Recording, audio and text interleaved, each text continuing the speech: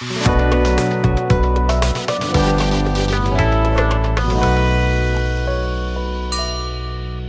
एक last topic बच गया है वाटर ऑफ क्रिस्टलाइजेशन। ध्यान समझना सब, वाटर ऑफ क्रिस्टलाइजेशन। अब बात ये है कि वाटर ऑफ क्रिस्टलाइजेशन किसमें कहेंगे? देखो, वैसा कंपाउंड जिसके स्ट्रक्चर के पार्ट के रूप में वाटर प्रेजेंट रहेगा, समझ में रहा ना? तो वो वाटर को बोलेंगे हम लोग वाटर ऑफ क्रिस्टलाइजेशन। अब चूंकि इस टाइप का कंपाउंड जनरली सॉलिड स्टेट में होता है, क्रिस्टल फॉर्म में होता है। क्रिस्टल का मतलब दाना, तो चीनी का दाना होता है, बालू का दाना होता है, नहीं होता है? तो दाना को बोलते हैं क्रिस्टल। सुन रहा है सब? तो जनरली क्रिस्टलाइज्ड फॉर्म में रहता है, दाना के दानेदार होता है, दाना के फॉर्म में होता है, इसलिए इसको बोलते हैं वाटर ऑफ क्रिस्टलाइजेशन। याद रहेगा?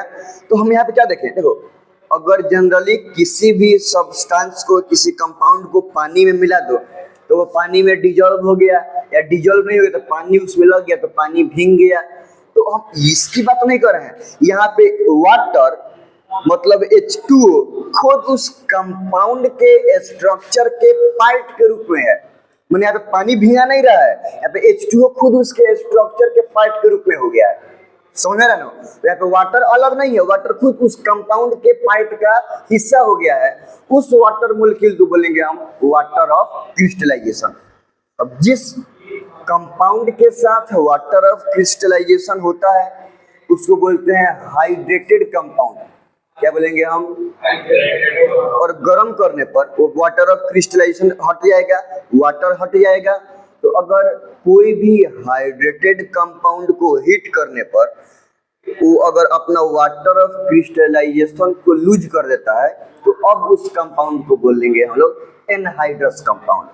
तो अगर हाइड्रेटेड कंपाउंड बोले मतलब compound with water of crystallization, और अगर एनहाइड्रस कंपाउंड बोले मतलब compound without water of crystallization, compound जिसके पास पहले वाटर ऑफ क्रिस्टलाइजेशन था, अब वाटर ऑफ क्रिस्टलाइजेशन उसके पास नहीं है, तो उसको बोलते हैं हम लोग। जो कंपाउंड के साथ वाटर ऑफ क्रिस्टलाइजेशन नहीं हो, वाटर ऑफ क्रिस्टलाइजेशन रिमूव हो गया हो, उस कंपाउंड को क्या बोलेंगे हम लोग? Anhydrous compound.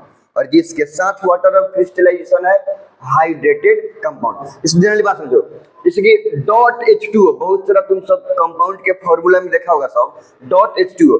जैसे मान लो कि अगर सिर्फ हम लिखे CaSO4, तो ये हो गया कैल्शियम सल्फेट। क्या होगा? तो ये तो नॉर्मल कंपाउंड हो गया, इसमें वाटर ऑफ क्रिस्टलाइजेशन नहीं है। लेकिन बहुत ज्यादा तुम लोग को मिलेगा CaSO4.2H2O, ऐसे करके अभी तक मिला हुआ है, बहुत सारा कंपाउंड मिला हुआ तुम लोग को, डॉट समथिंग H2 ऐसे करके। तो ये अगर किसी कंपाउंड के मॉलिक्यूलर फार्मूला के ये डॉट H2O हो, सुन रहे हैं सब? तो ये H2O को बोलते हैं हम लोग वाटर ऑफ क्रिस्टलाइजेशन। क्या बोलेंगे इस H2O को?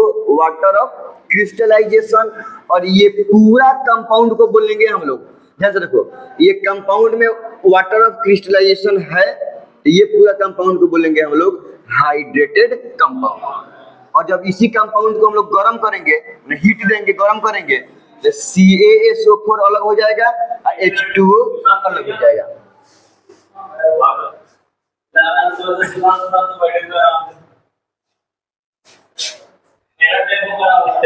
चलो, तो जब हम ये हाइड्रेटेड कंपाउंड था यहाँ पे, अब ये हाइड्रेटेड कंपाउंड को हम हीट किए हैं, कैल्शियम सल्फेट अलग और H2O क्या हो गया है कि अलग हो गया है। जो H2O पहले वाटर ऑफ क्रिस्टलाइजेशन के रूप में था वो इसमें से निकल के अलग हो गया। तो ये अपना वाटर ऑफ क्रिस्टलाइजेशन को लूज किया कि नहीं गर्म करने पर, तो अब इस कंपाउंड को बोलेंगे हम लोग एनहाइड्रस कंपाउंड, क्योंकि ये अपना वाटर ऑफ क्रिस्टलाइजेशन को लूज कर दिया है। ये बात समझ में आ रहा है? तो यहाँ पे ये H2O कैल्शियम सल्फेट को भिंगाएगा नहीं, वेट नहीं करेगा, गीला नहीं करेगा, क्योंकि यहाँ पे खुद H2O इसके स्ट्रक्चर के पार्ट के रूप में प्रेजेंट है। समझ में आ रहा है? यहाँ पे ये इसको गीला नहीं करेगा, भिंगाएगा नहीं।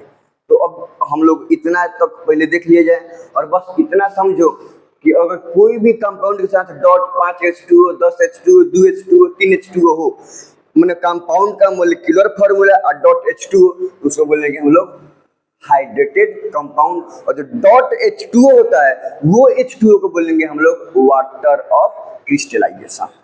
ठीक है, तो अगर कोई कंपाउंड जिसके साथ वाटर ऑफ क्रिस्टलाइजेशन है तो क्या बोल रहे हैं, हाइड्रेटेड कंपाउंड।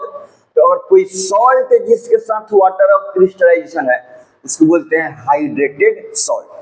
तो मेन काम हम मेरा यहाँ पे एसिड बेस एंड सॉल्ट पढ़ रहे हैं लोग ना, यहाँ पे हाइड्रेटेड सॉल्ट को पढ़ना है। तो अब समझ में आया कि हाइड्रेटेड सॉल्ट किसको बोलेंगे, वो सॉल्ट जिसके साथ वाटर ऑफ क्रिस्टलाइजेशन होगा उसको बोलेंगे हम लोग हाइड्रेटेड सॉल्ट। समझ में आ रहा है। और अगर कोई सॉल्ट अपना वाटर ऑफ क्रिस्टलाइजेशन को लूज कर देगा तो अब उस सॉल्ट को क्या बोलेंगे, एनहाइड्रस सॉल्ट। ठीक है, और सॉल्ट क्या है ये तो तुम लोग को अच्छे से पता ही है, पहले इतना लिख लिया जाए, तो वाटर ऑफ क्रिस्टलाइजेशन। ठीक,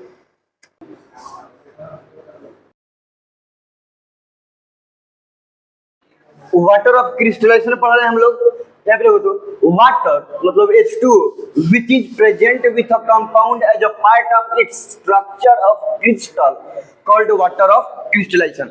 यहाँ पे देखो तो ये पूरा एक कंपाउंड है जिसमें इसके मोलिकुलर फार्मूला के स्ट्रक्चर के पार्ट के रूप में ये वाटर प्रेजेंट है कि नहीं है। ये पानी कोई अलग प्रेजेंट नहीं है जो इसके साथ ऐड हो रहा है, डिजॉल्व हो रहा है, नहीं, इसके स्ट्रक्चर के पूरा एक ही कंपाउंड है ना, जिसमें H2O खुद इस के स्ट्रक्चर के पार्ट के रूप में प्रेजेंट है।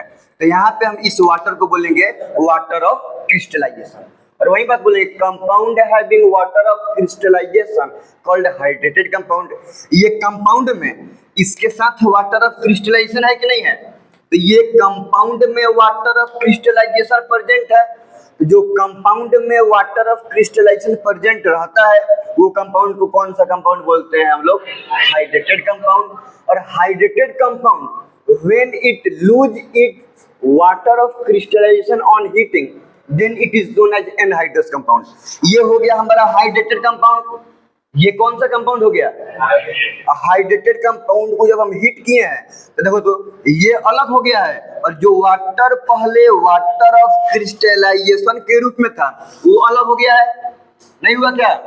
तो अब ये कंपाउंड अपना वाटर ऑफ क्रिस्टलाइजेशन को लूज कर दिया, तो अब इस कंपाउंड को क्या बोलेंगे हम लोग, एनहाइड्रस कंपाउंड। ठीक है, hydrated compound are generally found in solid. सही बात है, generally hydrated compound solid state में रहता है, क्रिस्टल फॉर्म में रहता है।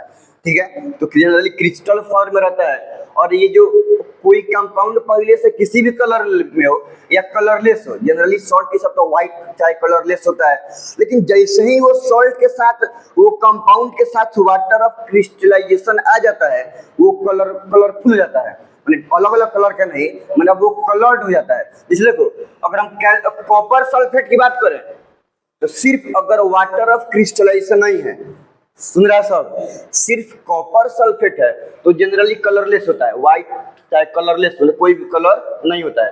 और जैसे ही वाटर ऑफ क्रिस्टलाइजेशन इसके साथ आता है, मतलब जैसे ही अब ये जो कॉपर सल्फेट है जैसे ही हाइड्रेटेड कॉपर सल्फेट हो जाएगा ये ब्लू कलर का हो जाता है, इसीलिए इसको बोलते हैं ब्लू विट्रॉल। हम लिखवाए हुए हैं कॉपर सल्फेट को, एक्चुअली कॉपर सल्फेट .5H2O, इसको बोलते हैं हम लोग ब्लू विट्रॉल। सुन रहा है सब। तो अब ये वाटर ऑफ क्रिस्टलाइजेशन इसमें आने के बाद ये कलर चेंज हो गया कि नहीं हो गया, कलरलेस से ये ब्लू कलर का हो गया। तो नॉर्मली कोई भी कंपाउंड में जैसे ही वाटर ऑफ क्रिस्टलाइजेशन आता है, कोई रेड कलर का, कोई पिंक कलर का, कोई वायलेट कलर का, कोई ब्लू कलर का, मतलब कलर उसका क्या होता है कि चेंज हो जाता है। तो वाटर ऑफ क्रिस्टलाइजेशन कंपाउंड को क्या इंपैक्ट करता है, कलर। मतलब ये कोई कलरलेस हो या कोई भी कलर हो वहां से दूसरा कलर्ड कंपाउंड बन जाता है। इसके बारे में आगे हम लिखवा देंगे कि कौन कंपाउंड हाइड्रेटेड होने के बाद कौन से कलर में हो जाता है, क्योंकि कभी कभी कलर भी आता है क्वेश्चन में, ये कौन सा कलर क्या होता है या कौन से कलर से कौन से कलर में कन्वर्ट हो जाता है, तो वो हम लोग देख लेंगे लोग। यहाँ तो कोई दिक्कत नहीं है ना। अब बोलो क्या पूछ रहा था, वो ब्लू कलर में चेंज होगा, वो केमिकल। अब कलर के बारे में कभी साइंटिफिक, सही बात है, कोनो भी चीज लाल लाल ही क्यों है वो इस बात पे डिपेंड करता है कि उसके इलेक्ट्रॉन से कौन से रेंज का वेवलेंथ रेडिएट हो रहा है। व्हाइट व्हाइट ही क्यों है, ये अब ये कलर के बारे में आदमी केमिकल नेचर में जाएगा तब समझेगा, तो लेकिन उतना भी पढ़ना नहीं है, वो सब 11th-12th में पढ़ना है। 11th-12th में डिटेल में अगर कोई टीचर मिलेगा पढ़ाने वाला, वो इस बात को बता देगा कि ब्लू ब्लू ही क्यों दिखता है, क्योंकि उसके इलेक्ट्रॉन जब स्पिन करता है तो वो उसी रेंज का वेवलेंथ रेडिएट करता है जिस रेंज का ब्लू कलर होता है, इसलिए ब्लू कलर ब्लू दिखाई देता है। तो वो बात का बात है, उसके इलेक्ट्रॉन के स्पिन पर डिपेंड करता है। कोई दिक्कत नहीं है ना। हाइड्रेटेड कंपाउंड में अभी तो कोई दिक्कत नहीं है ना, ठीक है।